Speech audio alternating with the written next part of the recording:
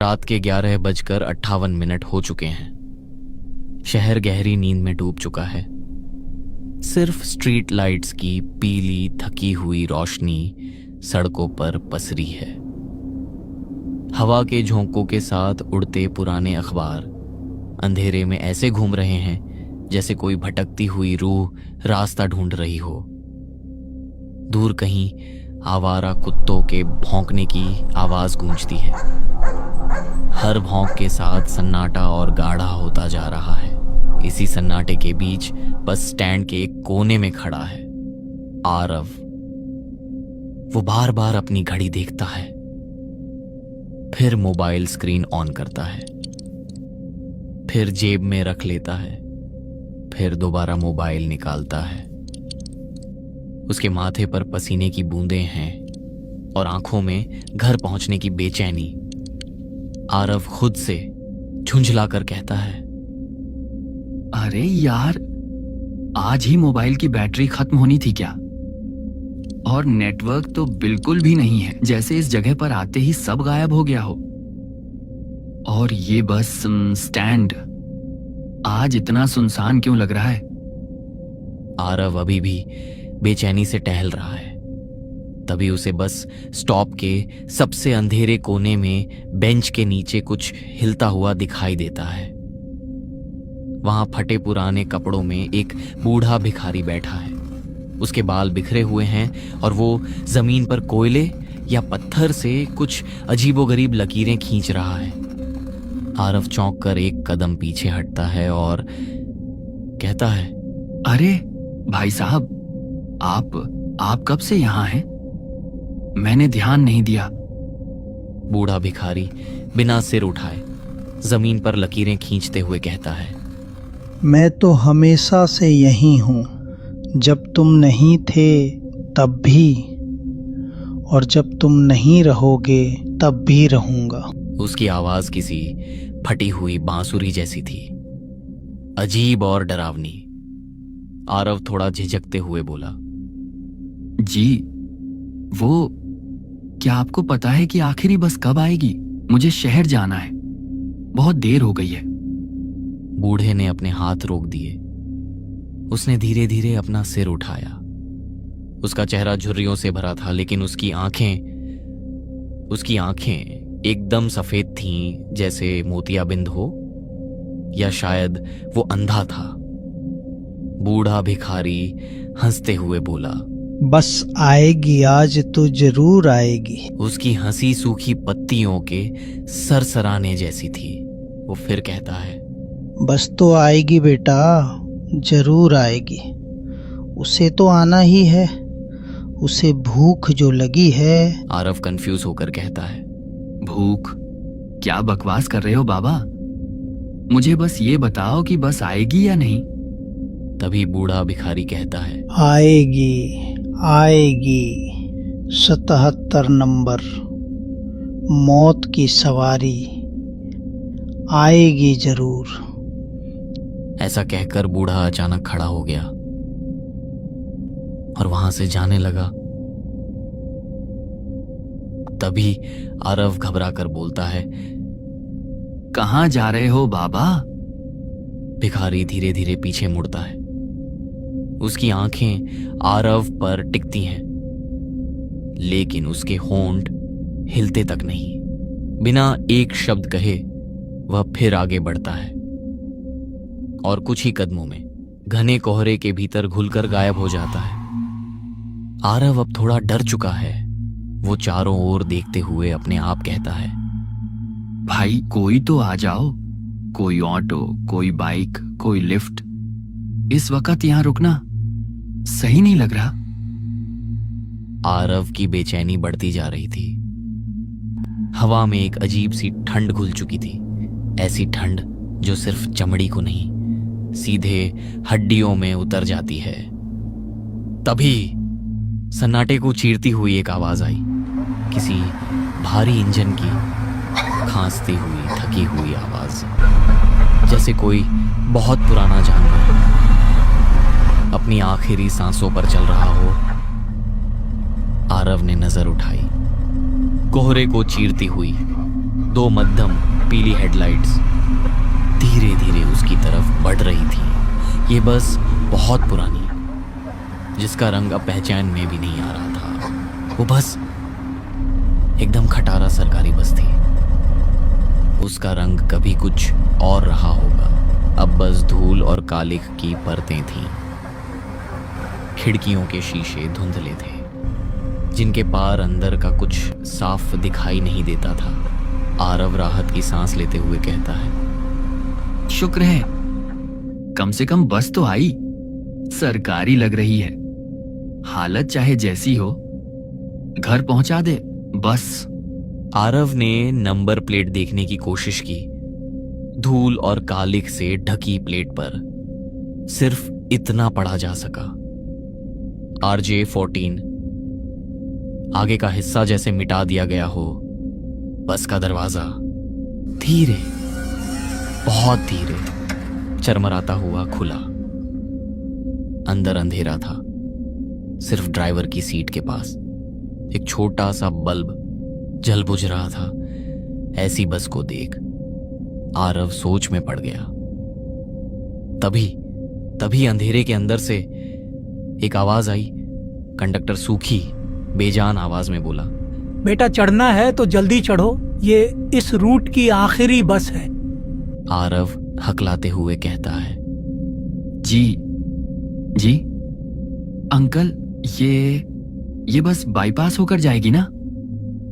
तभी कंडक्टर, रास्ता हम तय नहीं करते, सवारी तय करती है। चलो, आना है तो बैठो अंदर। कंडक्टर की बात अजीब थी, लेकिन आरव के पास सोचने का वक्त नहीं था। और बस स्टैंड पर घंटों खड़ा आर्यन बेचैनी में बस की सीढ़ियां चढ़ गया। बस के अंदर कदम रखते ही उसे ऐसा लगा जैसे वो किसी ठंडी बंद सुरंग में आ गया हो। हवा में गीली मिट्टी, जंग लगे लोहे और पुराने कपड़ों की सड़ी हुई गंध थी। सीटें फटी हुई थीं, स्प्रिंग बाहर झांक रहे थे। खिड़कियों पर धूल की इतनी मोटी परत थी कि बाहर का शहर धुंधले साए जैसा दिख रहा था। बस में सिर्फ 5 सवारी थी और इतना सन्नाटा कि आरव को अपनी सांसों की आवाज बेहद तेज लग रही थी। वो एक खाली सीट पर बैठ गया। उसके ठीक आगे वाली सीट पर एक दुल्हन बैठी थी, लाल साड़ी, हाथों में लाल सफेद चूड़ियां, पैरों में पायल, घूंघट आधा गिरा हुआ था, सिर खिड़की से टिका हुआ। वो हिल नहीं रही थी, एकदम स्थिर। ऐसा लग रहा था जैसे उसकी सांस भी कहीं अटक गई हो। दुल्हन के आगे 2 सीट छोड़कर एक आदमी बैठा था, सिर नीचे झुकाए। न वो हिल रहा है, न किसी की तरफ देख रहा है। तभी आरव पीछे देखता है। सबसे पीछे कोने वाली सीट पर एक लड़की बैठी थी। उसके कंधे धीमी लय में हिल रहे थे, जैसे वो रो रहा हो, बिना आवाज के। आरव मन ही मन कहता है, इतनी रात को दुल्हन शादी के जोड़े में, और ये लड़की इतना रो रही है और कोई पूछ भी नहीं रहा है। तभी बस चल पड़ी। इंजन की आवाज अब भी भारी और दर्दनाक थी। बस एक स्ट्रीट लाइट के नीचे से गुजरी। उस रोशनी में आरव ने पीछे वाली लड़की को देखा। रोने की आवाज साफ थी, सिसकियां भी, लेकिन उसके गाल पूरी तरह सूखे थे, एक भी आंसू नहीं। आरव के रोंगटे खड़े हो गए। उसने जल्दी से नजर हटाई और बगल वाली सीट की तरफ देखा। वहां एक बुजुर्ग औरत बैठी है, जो पुरानी और धूसर गीली शॉल ओढ़े। उसका चेहरा शॉल के अंदर छिपा था। आरव हिचकिचाते हुए कहता है, माँ जी, ऊपर छत से पानी टपक रहा है क्या? आपकी शॉल तो पूरी गीली हो गई है। बुजुर्ग औरत ने कोई जवाब नहीं दिया। वो बस अपनी गोद में कुछ देखती रही। आरव की नजर उसकी गोद पर गई। वहां से कुछ टपक रहा था, पानी नहीं, गीली काली मिट्टी। औरत चुप है। बाहर सिर्फ अंधेरा था और दोनों तरफ जंगल के पेड़ जो तेजी से पीछे छूट रहे थे। आरव का दिल जोर जोर से धड़क रहा था। उसकी नजर फिर दुल्हन पर गई। वो अब भी उसी पौज में बैठी थी। आरव ने खिड़की के शीशे में देखा अपना चेहरा। उसे साफ दिख रहा था, लेकिन दुल्हन का चेहरा शीशे में नहीं था। वहां सिर्फ खाली सीट का प्रतिबिंब था। तभी आरव कांपते हुए कहता है, नहीं, ये कैसे हो सकता है? पीछे से लड़की का रोना तेज हो गया। आरव ने हिम्मत जुटाई और पीछे मुड़ा और कहा, दीदी, आप ठीक तो हैं? तभी रोना एक झटके में रुक गया और बस में सन्नाटा। लड़की ने धीरे धीरे सिर उठाया। लड़की फुसफुसाकर कहती है, हम अब पहुंच ही गए हैं। तभी आरव ने पूछा, कहाँ पहुंच गए दीदी? अभी तो कोई स्टॉप भी नहीं आया। तभी लड़की कहती है, वहीं पहुंच रहे हैं जहां से कोई वापस नहीं जाता। लड़की के इतना कहते ही गाड़ी में बैठे सभी यात्री धीरे धीरे आरव की ओर घूरने लगे।